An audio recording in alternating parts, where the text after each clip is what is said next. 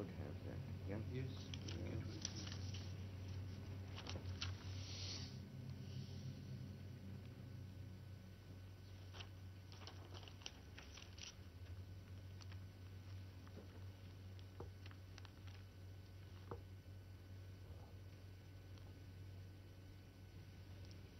Vous êtes arrivé dans ce pays en 1941, vous veniez d'Europe, vous y vivez donc depuis 32 ans.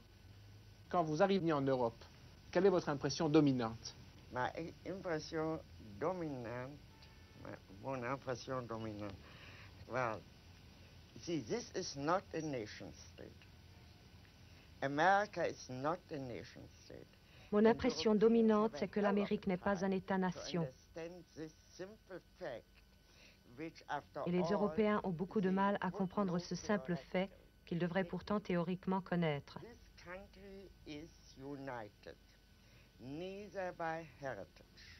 Ce pays n'est uni ni par un héritage, ni par des souvenirs, ni par le sol, ni par la langue, ni par une origine identique.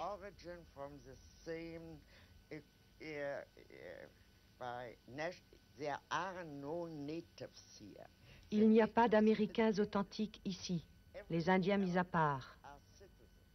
Tout le reste, ce sont des citoyens, et ces citoyens ne sont unis que par une seule chose, et c'est beaucoup. On devient citoyen des États-Unis par simple acceptation de la Constitution.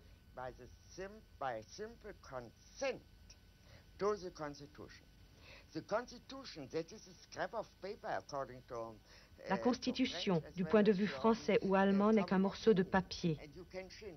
On peut la modifier. Mais ici, c'est un document sacré. C'est le souvenir constant d'un acte unique et sacré. L'acte de fondation des États-Unis. La fondation a consisté à réunir en un tout des minorités ethniques et des régions entièrement disparates, sans pour autant niveler et faire disparaître ces différences.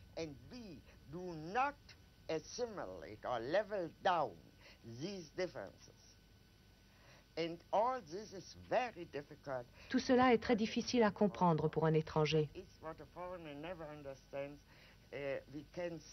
Nous pouvons donc dire que dans ce système politique, c'est la loi qui règne et non pas les hommes. Jusqu'à quel point ceci est vrai et a besoin d'être vrai pour le bien du pays, j'ai failli dire de la nation, pour le bien de l'ensemble des États-Unis d'Amérique, pour la République, à vrai dire. Durant les 10 années qui viennent de s'écouler, l'Amérique a connu une vague de violence politique marquée par l'assassinat du président, de son frère, par la guerre du Vietnam, par l'affaire du Watergate. Pourquoi l'Amérique peut-elle surmonter des crises qui, en Europe, auraient abouti à des changements de régime, voire à des troubles intérieurs très graves?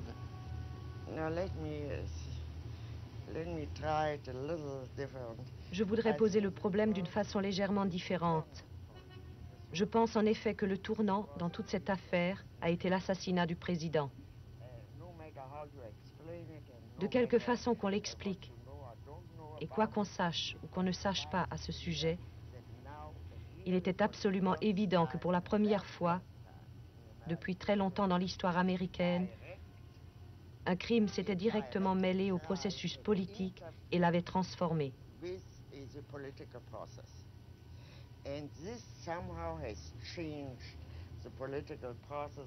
Vous savez que d'autres assassinats ont suivi.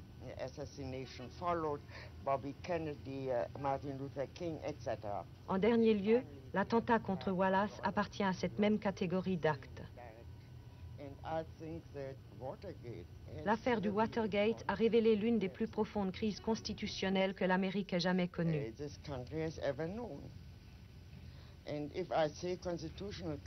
Et quand je dis crise constitutionnelle, c'est beaucoup plus important ici qu'en France. Une crise constitutionnelle en France.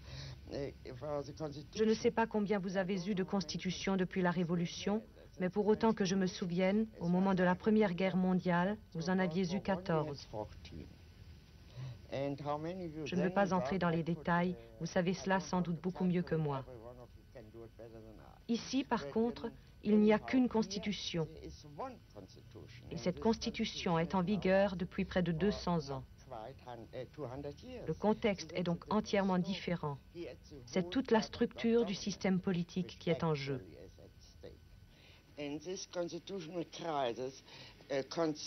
Cette crise constitutionnelle représente pour la première fois aux États-Unis un conflit ouvert entre le législatif et l'exécutif.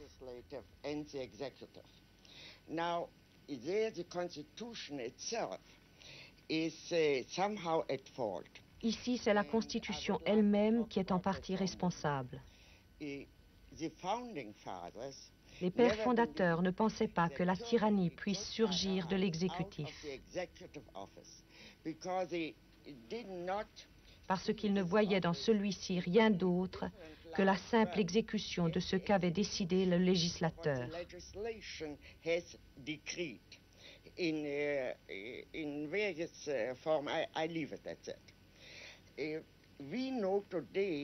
Nous savons aujourd'hui que le plus grand danger de tyrannie vient de l'exécutif.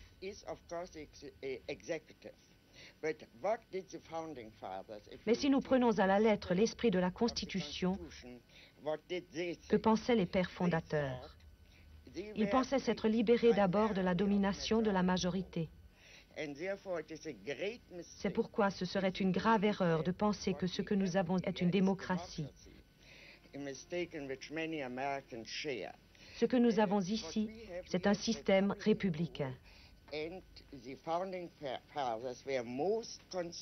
Les pères fondateurs s'attachaient surtout à préserver les droits des minorités parce qu'ils estimaient que dans un corps politique sain, il doit y avoir une pluralité d'opinions.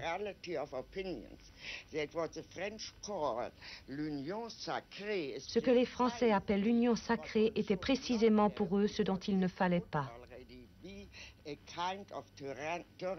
Ce serait déjà une sorte de tyrannie et le tyran pourrait très bien être une majorité.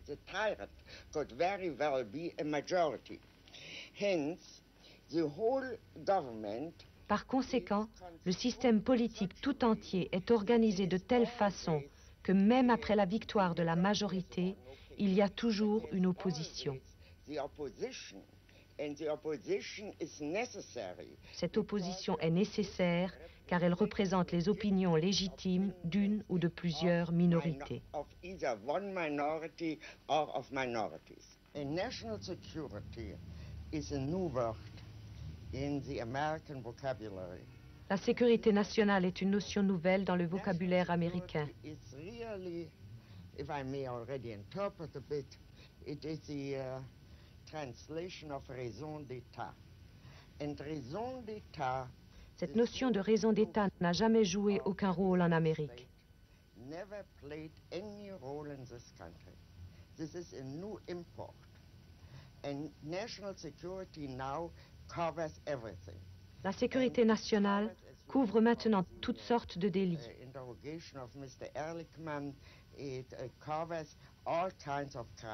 Par exemple, le président a tous les droits. Il est au-dessus de la loi. Le roi ne peut se tromper, c'est-à-dire qu'il est comme un monarque dans une république. Il est au-dessus de la loi et sa justification est toujours que quoi qu'il fasse, il le fait en vue de la sécurité nationale. En quoi, selon vous, ces applications modernes de la raison d'État, ce que vous appelez l'intrusion de la criminalité dans le domaine politique, est-elle propre à notre temps? Est-ce que ceci est propre à notre époque? This is proper at notre époque. This, I really think so. Just as the stateless business is proper at notre époque and repeats itself again and again under different aspects in different countries and in different colors.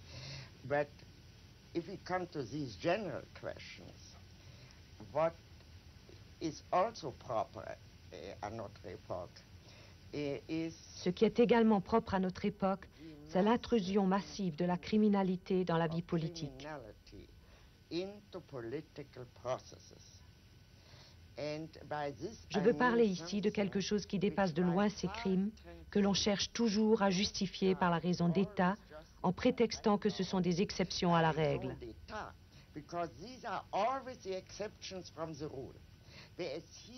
Ici, au contraire, nous sommes soudain confrontés avec un style d'action politique qui est en lui-même criminel. Ce n'est plus une exception à la règle.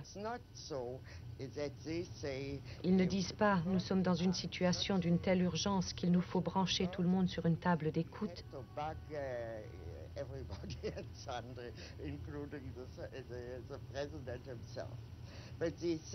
Ici, la table d'écoute fait partie du procédé politique normal.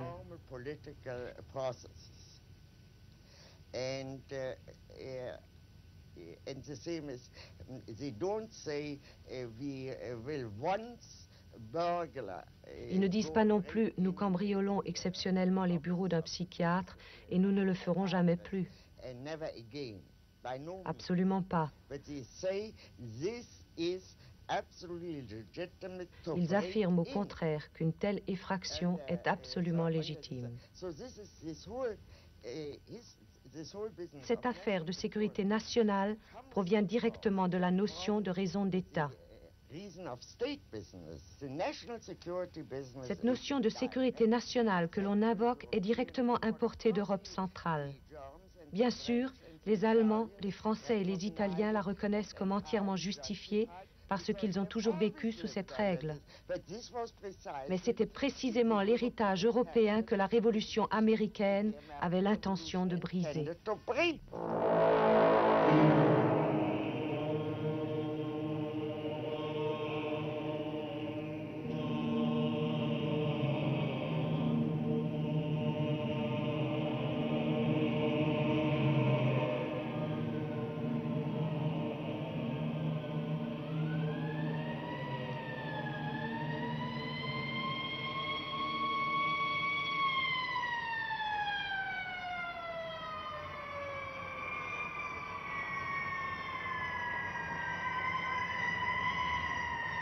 Dans votre essai consacré aux documents du Pentagone, vous décrivez la psychologie de ceux que vous appelez les spécialistes de la solution des problèmes, qui étaient à l'époque les conseillers du gouvernement américain. Et vous dites, les spécialistes de la solution des problèmes ont été définis comme des hommes très sûrs d'eux-mêmes et qui semblent rarement douter de leur aptitude à s'imposer.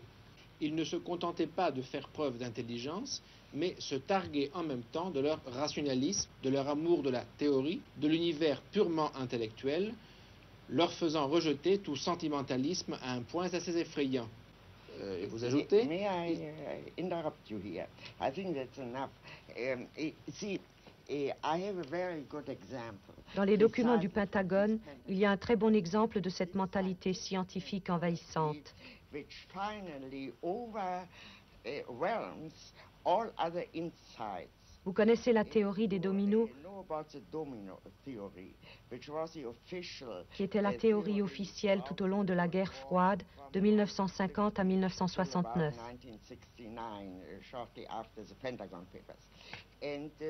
La vérité est que parmi les intellectuels très sophistiqués qui avaient écrit les documents du Pentagone, très rares étaient ceux qui croyaient en cette théorie des dominos.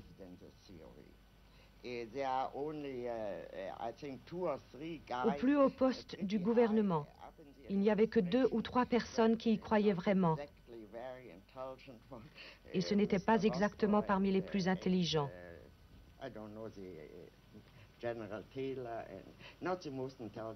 En fait, ils n'y croyaient même pas. Mais toutes leurs actions s'en tenaient à cette théorie. Ils n'agissaient pas par mensonge ou parce qu'ils voulaient se faire bien voir de leurs supérieurs,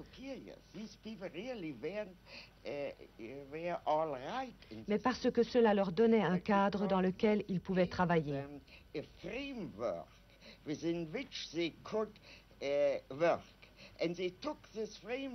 Ils avaient adopté ce cadre tout en sachant qu'il était en contradiction avec les événements et les analyses qui leur prouvaient chaque matin que ce point de vue était tout simplement faux.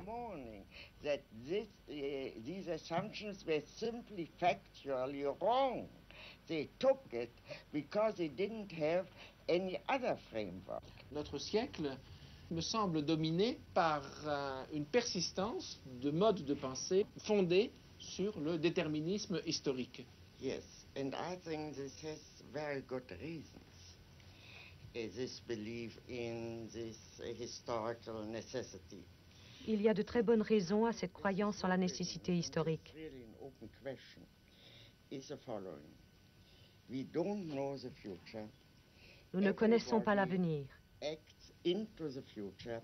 Tout le monde agit en vue de l'avenir et personne ne sait ce qu'il fait parce que l'avenir se fait.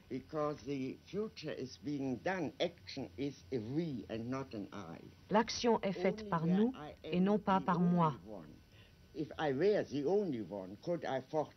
Ce n'est que lorsque j'agis seul, si j'étais la seule, que je pourrais prédire ce qui va se passer à la suite de mes actes. Il semble donc que ce qui s'est vraiment passé soit entièrement du domaine de la contingence, et de fait, la contingence est l'un des plus grands facteurs de l'histoire. Personne ne sait ce qui va arriver simplement parce qu'il y a tant de choses qui dépendent d'une énorme quantité de facteurs variables, c'est-à-dire du hasard.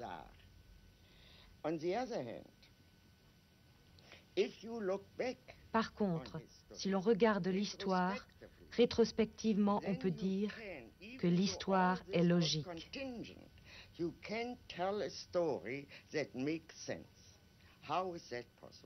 Comment cela a-t-il été possible? C'est le véritable problème de toute philosophie de l'histoire. Comment est-il possible qu'après coup, il semble toujours que les choses n'auraient pas pu se passer autrement? All the variables have disappeared and reality is of such an overwhelming. La réalité a un impact si puissant que nous ne pouvons pas prendre la peine d'envisager une variété infinie de possibilités. Infinite variety of perhaps possibilities. Mais si nos contemporains conservent leur attachement à des modes de pensée déterministes, malgré les démentis de l'histoire, serait-ce, d'après vous, parce qu'ils ont peur de la liberté? Yeah, sure. Parce qu'ils ont peur de l'imprévu. Mais ils ne le disent pas. S'ils le disaient, on pourrait immédiatement ouvrir le débat. Si seulement ils disaient « nous avons peur », par exemple. Nous avons peur d'avoir peur. C'est l'une des principales motivations. Mais nous avons peur de la liberté. Est-ce que vous imaginez en Europe un ministre, voyant sa politique sur le point d'échouer, commander à une équipe d'experts extérieurs à l'administration une étude dont le but serait de savoir les décisions extérieurs de l'administration? They were taken from everywhere. Oui. And also from, c'est cela, mais également avec des personnes extérieures à l'administration. Est-ce que donc vous imaginez un ministre européen dans la même situation commander une telle étude pour savoir comment cela est arrivé? Of course not. Pourquoi? Because of reason of state. À cause de la raison d'État.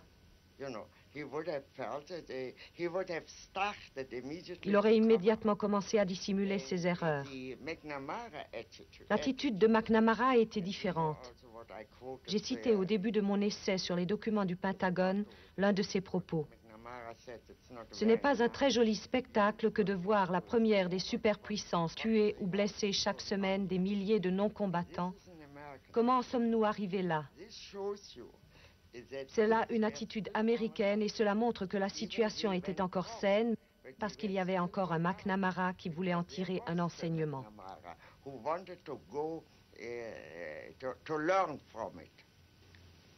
Pensez-vous que actuellement les dirigeants américains placés devant d'autres situations aient encore l'envie de savoir? No. I don't think that a single one is left. I don't know. No, I take that back. But I don't believe that. I think that McNamara. Je crois, si je ne me trompe, que McNamara était sur la liste des ennemis de Nixon. Je l'ai lu aujourd'hui dans le New York Times.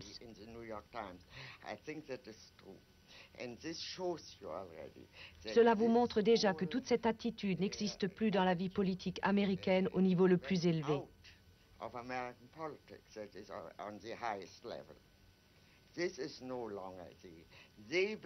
Ces gens-là croyaient déjà à l'image qu'il fallait créer de soi.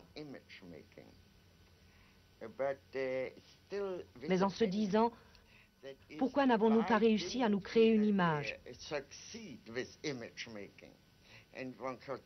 Et on pourrait dire qu'il ne s'agissait que d'images.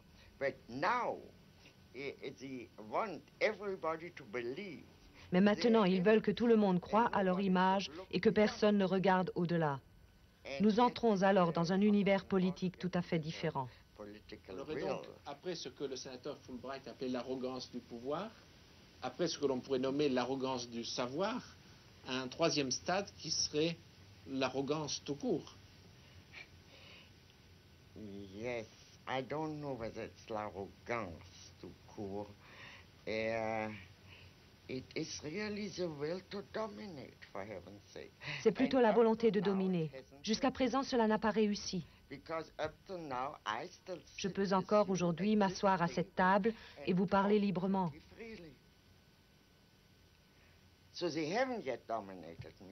Donc ils ne m'ont pas encore dominé et je n'ai pas peur. J'ai peut-être tort. Je me sens parfaitement libre dans ce pays.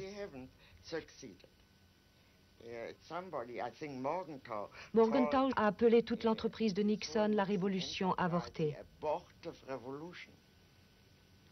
Nous ne savons pas encore si elle a avorté. Il a peut-être dit cela de façon prématurée, mais on peut certainement dire une chose, elle n'a pas non plus été couronnée de succès. Mais ce qui menace à notre époque, c'est l'idée que les buts de la politique sont illimités.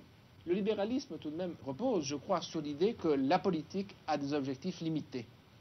Est-ce qu'à notre époque, l'arrivée au pouvoir d'hommes, de mouvements qui s'assignent des objectifs illimités n'est pas la plus grande menace pour la liberté? J'espère que je ne vous choquerai pas si je vous dis que je ne suis pas du tout sûre d'être une libérale.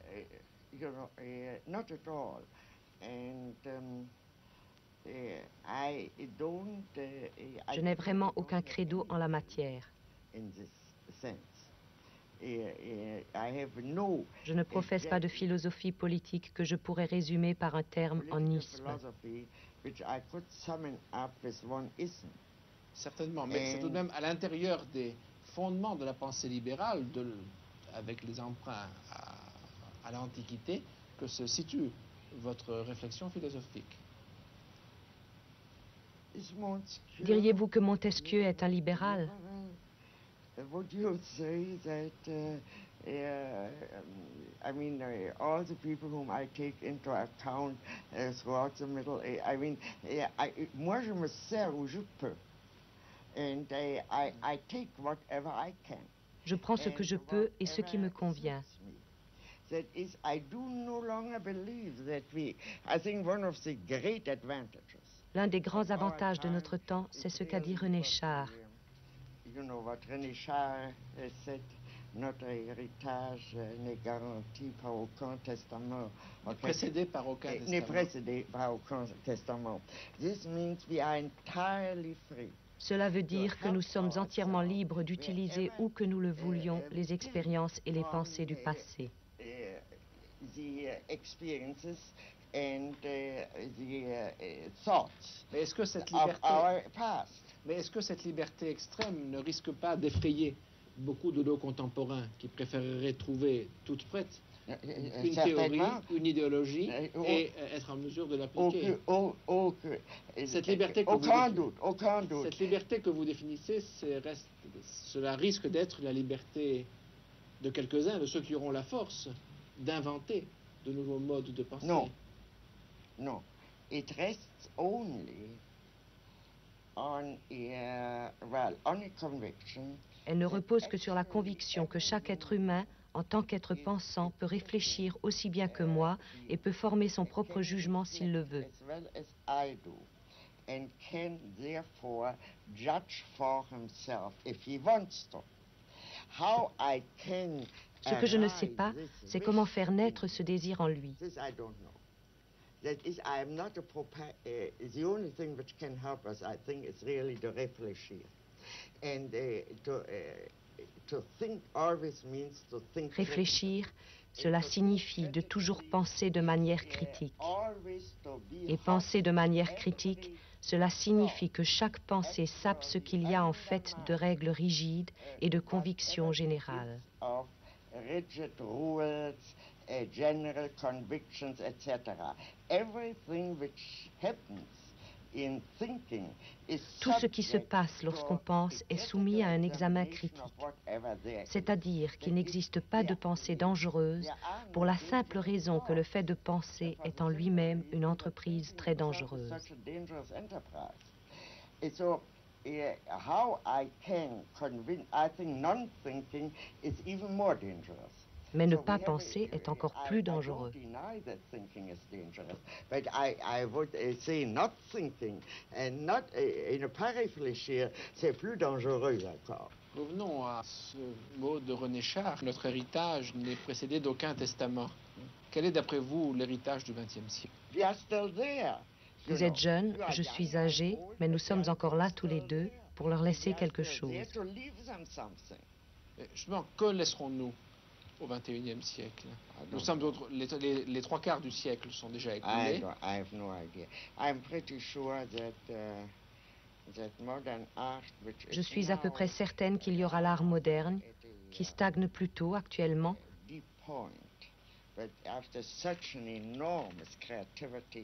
Mais après la grande créativité des 40 premières années de ce siècle, notamment en France, il est naturel qu'il se produise un certain épuisement.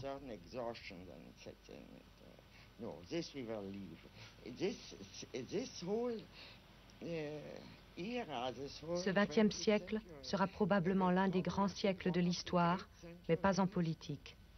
Vous parliez de... Et l'Amérique? Non. Pourquoi? You know, this country, you need a certain amount of tradition. Il n'y a pas de tradition artistique américaine? No, not a great one. A great one in poetry. En poésie, oui. In novels. Dans le roman, en littérature. Mais la seule chose qu'on puisse vraiment mentionner, c'est l'architecture.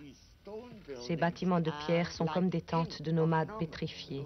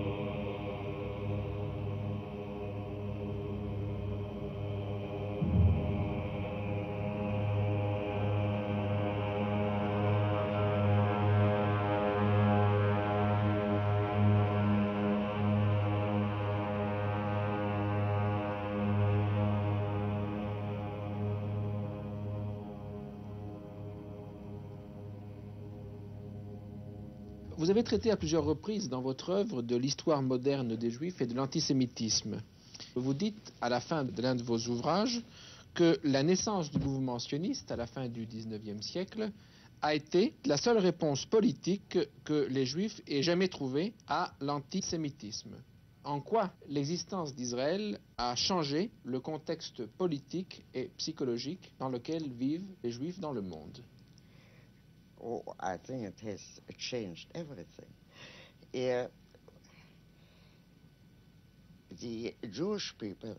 Je crois que cela a tout changé.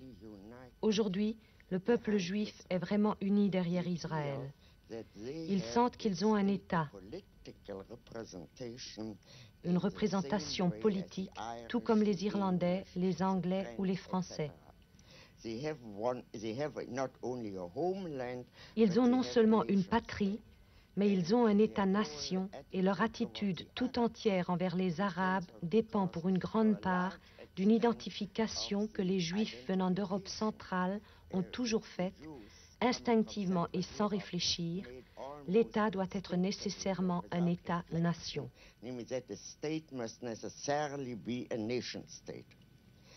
Now, this has that is the whole relationship between diaspora and Israel. Les relations entre la diaspora et Israël, ou ce qui antérieurement était la Palestine, ont changé parce qu'Israël n'est plus simplement un refuge pour Juifs polonais.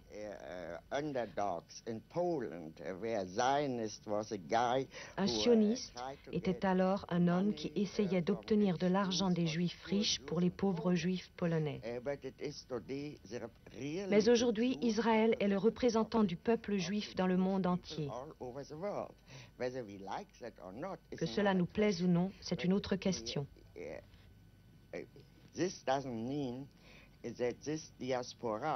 Cela ne signifie pas que le judaïsme de la diaspora doit toujours être du même avis que le gouvernement israélien. Ce n'est pas une question de gouvernement, c'est une question d'État. Tant que cet État existera, il sera évidemment ce qui nous représente aux yeux du monde.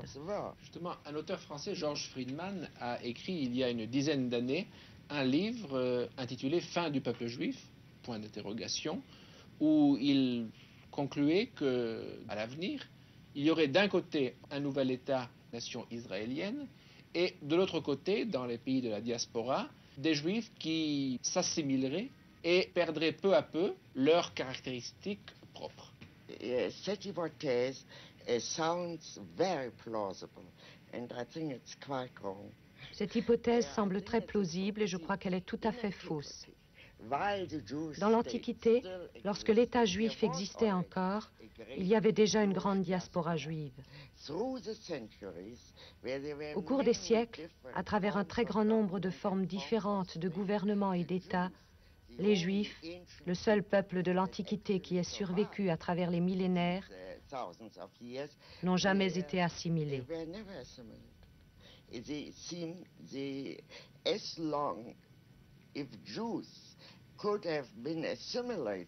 les Juifs avaient pu être assimilés, il y a longtemps qu'ils l'auraient été. Il y a eu une occasion pendant la période espagnole, il y en a eu une autre pendant la période romaine, puis évidemment au XVIIIe et au XIXe siècle. Un peuple, une collectivité ne se suicide pas. Monsieur Friedman se trompe parce qu'il ne comprend pas que le sentiment des intellectuels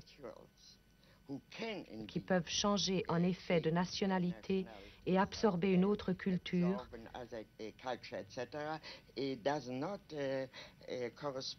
ne correspond pas au sentiment du peuple dans son ensemble et particulièrement pas à celui d'un peuple qui a été créé par des lois que nous connaissons. Que signifie pour les Juifs l'assimilation dans la société américaine? In the sense in which we spoke of assimilated Jewry, il n'y a pas d'assimilation à une culture. To the surrounding culture doesn't exist. Would you kindly tell me to Voulez-vous avoir l'obligeance de me dire à quoi les Juifs devraient s'assimiler ici? Aux Anglais, aux Irlandais, aux Allemands, aux Français? Alors, lorsque l'on dit que les Juifs américains sont très américanisés, non seulement américains, mais américanisés, à quoi fait-on allusion? One means is a way of life. And all these Jews are very good. Tous ces Juifs sont d'excellents citoyens américains. That is it signifies their public life. Leur vie privée et leur vie sociale sont aujourd'hui plus juives qu'elles ne l'ont jamais été.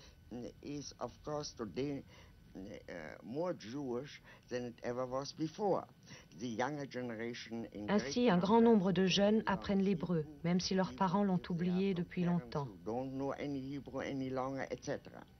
Mais l'essentiel, c'est Israël. Est-on pour ou contre Israël? Prenez par exemple les Juifs allemands de ma propre génération qui ont émigré aux États-Unis. En très peu de temps, ils sont devenus des Juifs très nationalistes, beaucoup plus nationalistes que je ne l'ai jamais été, en dépit du fait que j'étais, moi, sioniste et qu'ils ne l'étaient pas. Je n'ai jamais dit « je suis allemande », j'ai toujours dit « je suis juive ». Mais maintenant, à quoi s'assimilent-ils? À la communauté juive. Puisqu'ils étaient habitués à l'assimilation, ils se sont assimilés à la communauté juive d'Amérique. Avec la ferveur de nouveaux convertis, ils sont devenus ultranationalistes et pro-israéliens. À travers l'histoire, ce qui a assuré la survie du peuple juif, cela a été essentiellement un lien de nature religieuse. Nous sommes à une époque où l'ensemble des religions connaissent une crise et où le lien religieux tend à s'affaiblir. Dans ces conditions, qu'est-ce qui, à l'époque contemporaine, fait l'unité du peuple juif à travers le monde?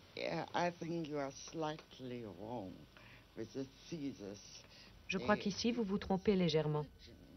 Lorsque vous dites religion, vous pensez évidemment à la religion chrétienne qui est un credo, une croyance, une foi.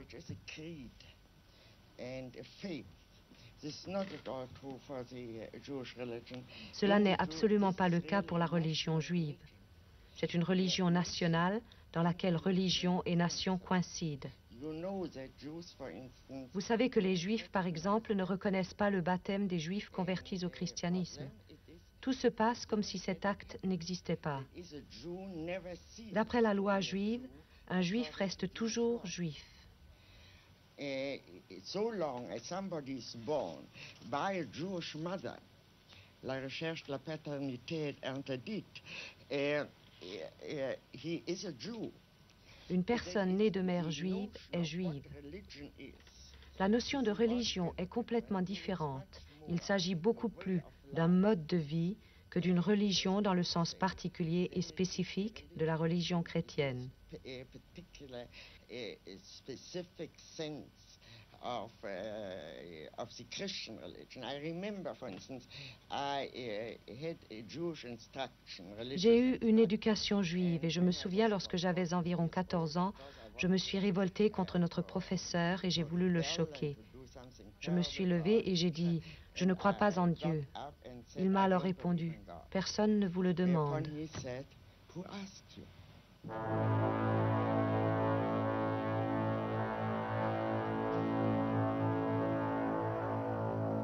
Votre premier livre, publié en 1951, a pour titre « Les origines du totalitarisme ». Dans ce livre, vous avez voulu non seulement décrire un phénomène, mais aussi l'expliquer. D'où cette question, qu'est-ce pour vous que le totalitarisme? Oui, enfin, let me start with making certain distinctions. Je voudrais commencer par faire certaines distinctions sur lesquelles tout le monde n'est pas d'accord. Tout d'abord, une dictature totalitaire n'est ni une simple dictature, ni une simple tyrannie.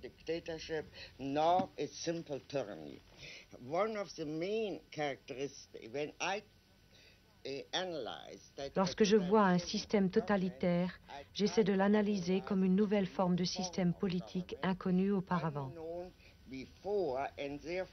Pour cela, j'essaie d'énumérer ses caractéristiques principales.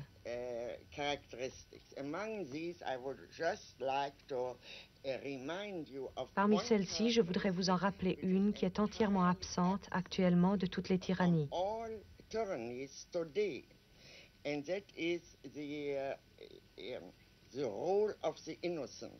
Il s'agit du rôle des innocents, des victimes innocentes. Sous Staline, il n'était pas nécessaire de faire quoi que ce soit pour être déporté ou pour être exécuté.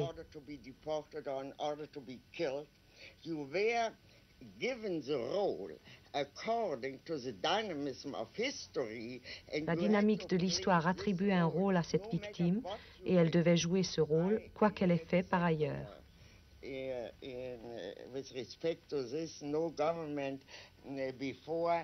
Auparavant, aucun gouvernement n'a tué des gens pour avoir dit oui.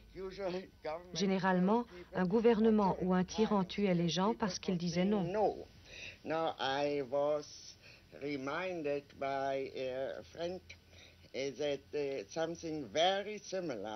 Un de mes amis m'a rappelé qu'une idée très similaire avait été énoncée en Chine il y a plusieurs siècles. Les hommes qui ont l'impertinence d'approuver ne valent pas mieux que ceux qui désobéissent et s'opposent.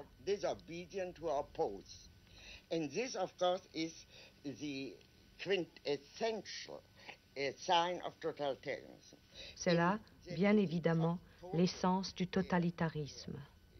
Le fait qu'il y ait une totale domination de l'homme par l'homme.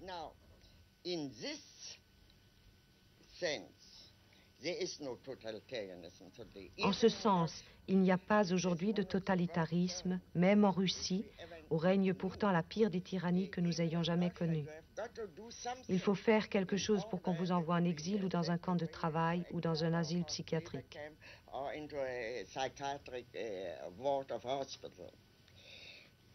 Now, let's for a moment see what tyranny is.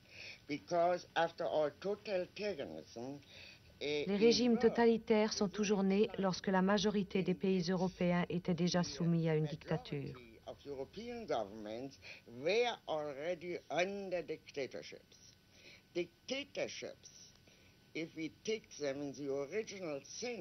La dictature, dans le sens original du concept et du mot, n'est pas une tyrannie, c'est une suspension temporaire des lois en cas d'urgence, généralement pendant une guerre ou une guerre civile.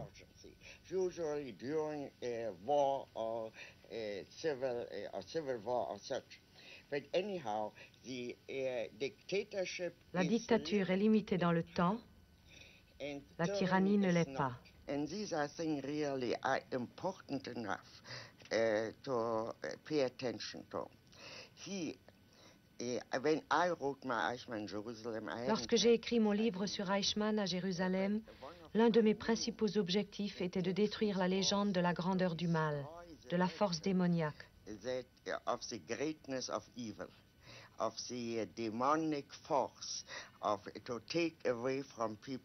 De retirer aux gens l'admiration qu'ils ont pour les grands malfaiteurs comme Richard III.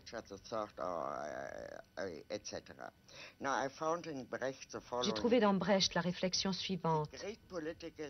Les grands criminels politiques doivent à tout prix être mis à nu et surtout être livrés au ridicule.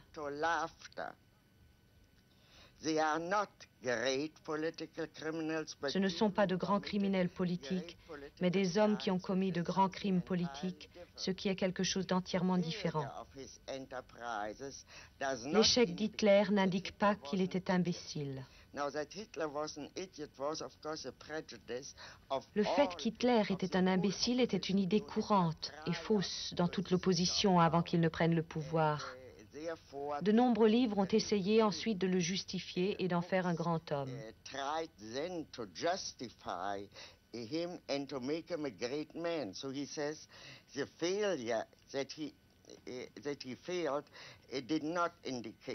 Le fait qu'il ait échoué n'indique pas qu'Hitler était un imbécile et l'envergure de ses entreprises n'en fait pas un grand homme. Ce n'est ni l'un ni l'autre, c'est-à-dire que toute cette notion de grandeur n'a pas d'application. Si les classes dirigeantes, dit Brecht, permettent à un petit escroc de devenir un grand escroc, il n'a pas droit à une position privilégiée dans l'histoire.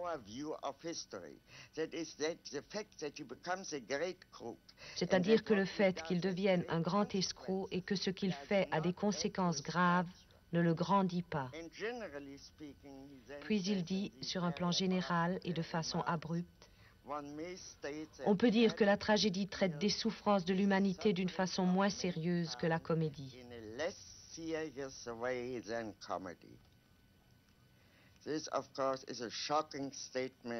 Ceci est évidemment une déclaration choquante, Mais en même temps, je pense qu'elle est parfaitement juste. Si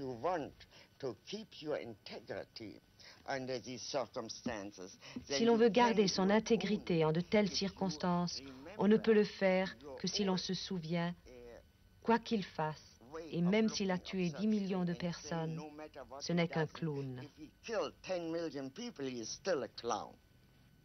Lorsque vous avez publié votre livre sur le procès Eichmann, cet ouvrage a provoqué des réactions très violentes. Pourquoi cette réaction?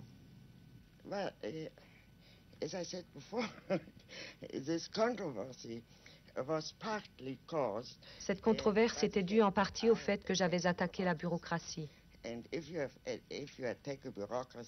Si l'on attaque une bureaucratie, il faut s'attendre à ce qu'elle se défende, qu'elle vous attaque, qu'elle essaie de vous rendre la vie impossible.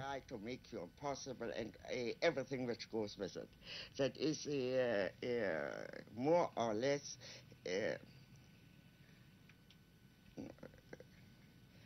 dirty political business. C'est plus ou moins une vilaine affaire politique. Cela, je pouvais le comprendre. Mais supposons qu'il n'ait pas organisé cette campagne. Malgré cela, l'opposition à ce livre aurait été très forte parce que des Juifs ont été offensés, et par là, je veux dire des personnes que je respecte vraiment et que je peux comprendre. Ils étaient surtout offensés par ce que dit Brecht, par le rire.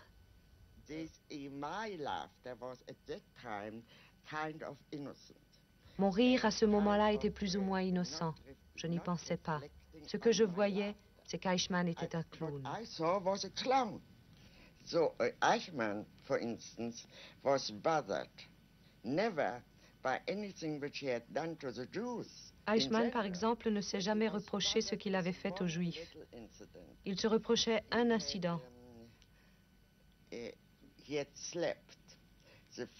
Il avait giflé le président de la communauté juive de Vienne pendant son interrogatoire.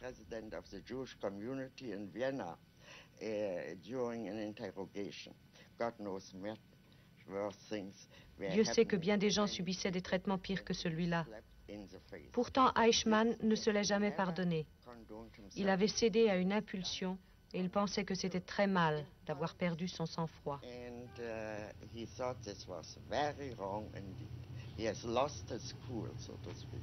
Pourquoi pensez-vous que nous voyons en effet apparaître toute une littérature qui, s'agissant notamment du nazisme, décrit de façon souvent romancée ses chefs, leurs forfaits, et essaye de les humaniser, somme toute, et ainsi indirectement de les justifier. Pensez-vous que de telles publications aient une raison purement commerciale, ou pensez-vous qu'elles aient une signification plus profonde? Je pense qu'elles ont une signification. Elles montrent que ce qui s'est passé une fois peut arriver à nouveau.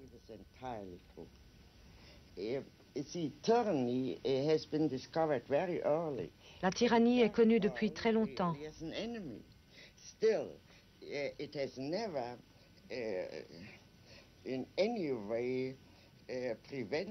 Cela n'a pourtant jamais empêché un tyran de devenir un tyran.